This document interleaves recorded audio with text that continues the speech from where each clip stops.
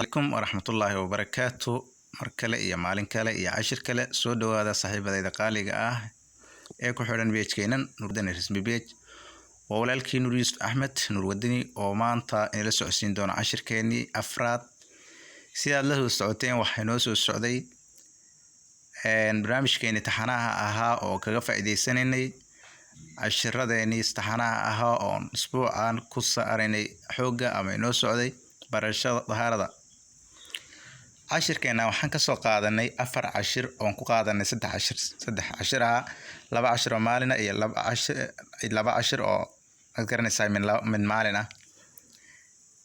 maanta waxaanu qaadanaynaa insha Allah cashirkeena afraad oo ku saabsan barashada dhaharada sida labada socotaan dhaharadu waa shay muhiim ah oo qofka bini'aadmiga si kastaba ahaatee muhiim u ah dhaharada waxa waqtin qofku haduusan dhahar qabin inuusan cibaadeysan karin سأوجد عشرة كان مانتا أو عشرة أفراد أو برامج كان امتحانها كسو قادر إنه برشة دهارة ضايعة عشرة كان أفراد أو حقوق سبسين ياي هبك الله ما يدو سيدا وقتي وحسوا قادرنا عشرة إنه أو عشرة كوبات أو كسو قادر إنه يهبيه قيب سمان سيدا وكلا عشرة كلابات أو حسوا قادرنا هرجة حاجة جنتيس يويلك لا أذيك سيدا ويسيس إيه عذا يشدا لبعض عشرة أسكمرها إيه هبك الله استجيد أو إن شاء الله عن قادرنا maanta insha Allah oo tahay 27 Abriil 2022 waxa cashirkeenu ku saabsan yahay habka loo maydho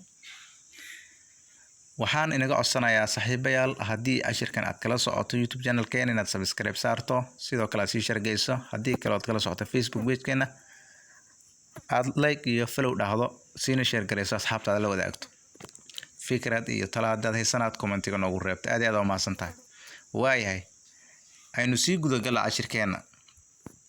cashirkeena waxaynu insha Allah ku saabsanyahay maanta habka loo maydho aan hore u galno waayahay waa kana waxa lagu yiri maydhasho cashirkeena maanta wuxuu ku saabsan yahay habka loo maydho cashirkan gudagala waa cashirka shanaad waxa la yiri maydhasho waxyaabaha waajibka ka dhiga in qofku maydho ama loo maydho waa 6 qofku inuu maydho waxyaabaha waajibka ka dhiga waa 6 baa lagu yiri okay maxay yihiin saddex raga iyo dumarka way ka dhaxayaan waxayna kala yihiin labada xubnood ee taranka oo istaabta qabiis bay waajibisaa oo raga iyo dumarka ay ka dhaxaysaa haye biyaha taranka oo qofka ka yimaada ayna way ganaysaa qabiiska way waajibisaa qofka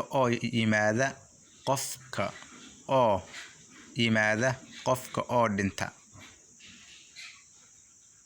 okay qofka oo dhinta waa qofka yimaada waa taa waa takore la socota waxa weeye saddexaad qofka oo dhinta geeridaas waa in aanay ahayn mid uu qofku ku dhintay jihaadka maxaa yeelay qofka shahiidka ah isaga lama maydho laakiin qofka oo dhintayna waa la maydhaa waa saddexna waxay gaar u yihiin dumarka waana kow dhiigga caadada oo gabadhu hesho dhiigga dhabar furanka oo gabadhu hesho iyo dhiigga dhalmada oo gabadhu hesho saddexdaana dumarkay khaas u yihiin saddexna rag iyo dumarka way ka dhaxayaan waa 6 shay ee qabiiska waajibiyo weeyaan waayahay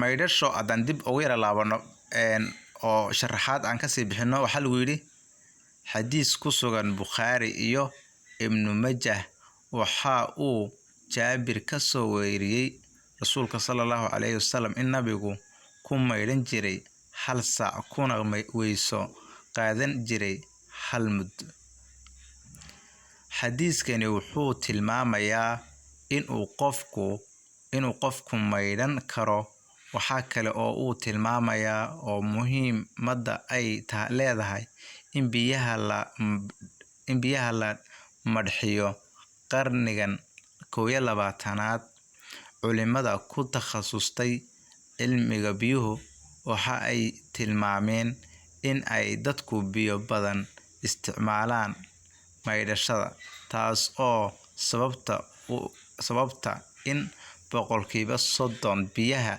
loogu talagalay maydhashadu ay khasaaraan halbeega caalamiga ah ee EPA.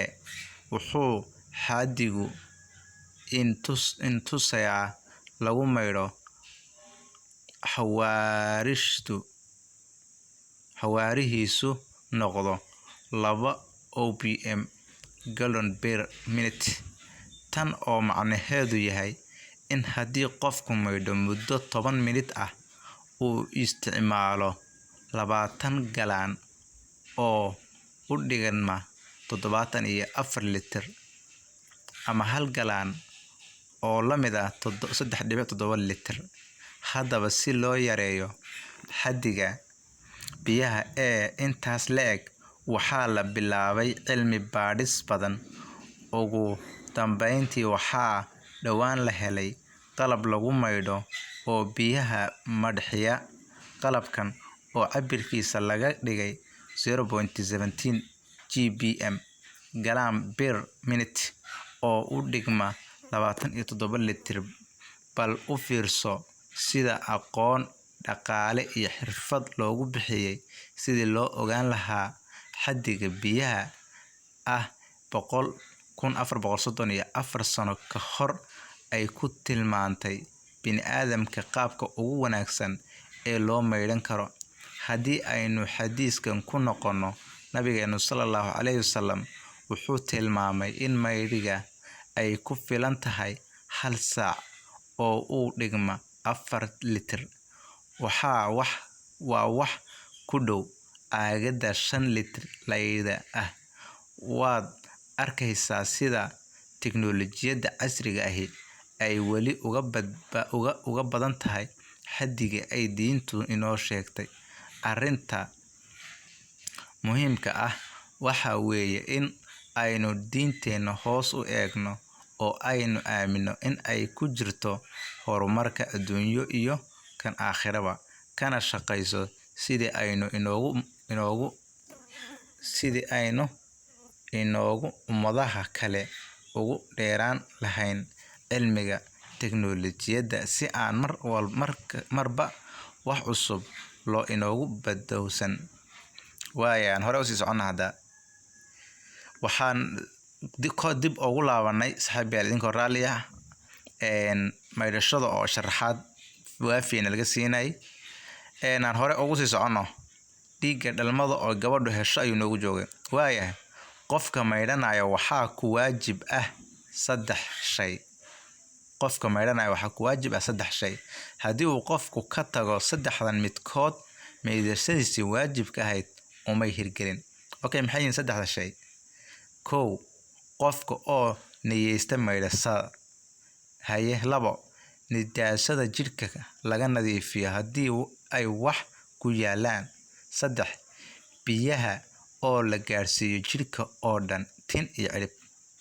Waaye aan hore u soconno. Maydhashadaasi waxaa sunne ah 5 shay ayaa sunne ah. 1. Waa in lagu bilaabo magaca Ilaahay bismillaahirrahmaanirrahiim inaad ku bilowdo markaad maydhanayso. 2.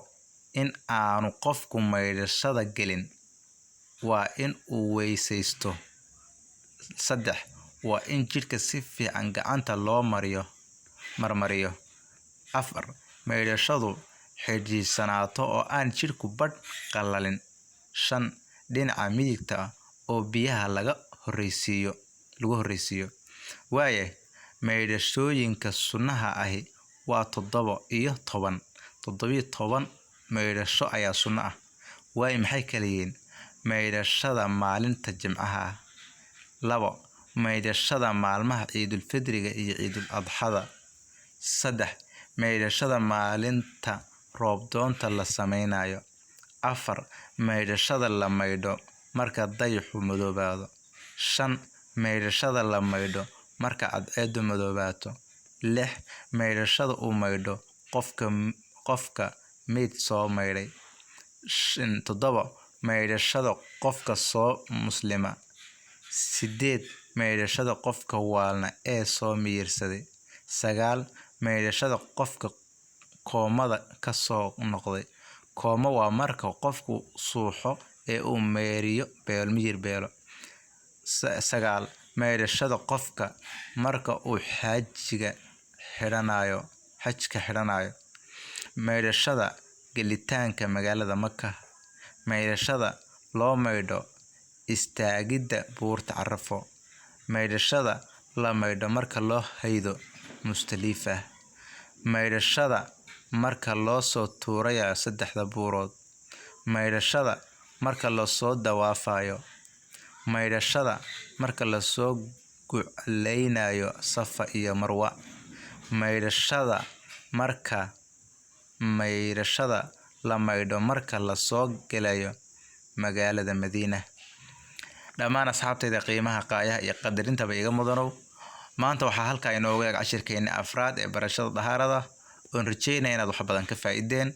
Insha Allah wuxuu noqon doonaa barnaamijkeena mid taxana ah oo duruus kala duwan ku qaadin doono. aad iyo aad baad u mahadsantahay mar kale iyo meel kasta aad joogto. Waxaan idin codsanayaa mar labaad haddii aad barnaamijkeena kala socoto Facebook inaad like iyo follow saarto siina share gareyso aragtidaadana comment inoogu reebto. Sidoo kale haddii YouTube channelkeena kala socotana subscribe iyo like saarto. aad iyo aad u mahadsantahay. waa walaalkeen Nuuriis Xandur Wadani oo idin leh Ramadaan Kariim. Assalaamu calaykum wa rahmatullaahi wa barakaatuh.